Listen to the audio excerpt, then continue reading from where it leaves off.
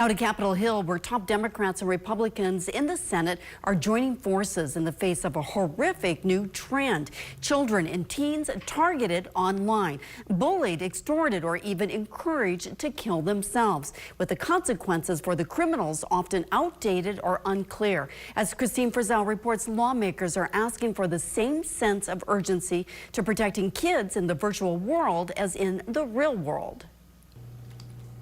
At an alarming rate, cyberspace is becoming a common scene for violent crimes, including what victims' parents call murder. It often starts with a predator making a young person feel safe. She asked if he wanted to see her unclothed and exposed herself. She asked him to do the same. And like any innocent 17-year-old boy who liked a girl and saw no danger, he did. The mother of James Woods telling lawmakers in less than 24 hours, online predators shared his images with friends, told him he'd be labeled a pedophile for the rest of his life, and encouraged him to kill himself, which he did in November 2022. 19 and a half hours is not a short time in the digital world. It is a lifetime. It is enough time for someone to intervene, to flag an account, to cancel messages, to report this behavior. Senators arguing current laws and sentencing guidelines are outdated. They were counting offenses by the number of images. Well, that might have made sense when we were talking about 8x10 photographs.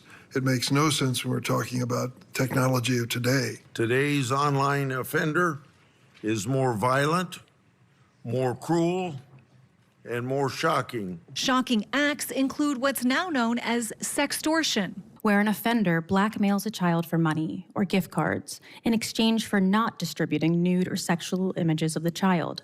Another gruesome trend embodied by the criminal network 764 includes targeting young people and getting them to engage in sex acts, perform self-harm, and violent acts against animals or their own siblings. Cyber tips for online extortion of children for sexual acts soaring to more than 546,000 last year, a 192% increase from 2023. There's one other alarming new trend experts say is taking hold fast, and that is the use of generative AI.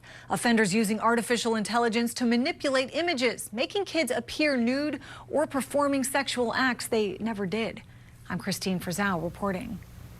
If you are in a crisis and need help, the Suicide and Crisis Lifeline is just a call or text away. Just dial 988 to reach a trained crisis counselor for free and confidential emotional support 24/7.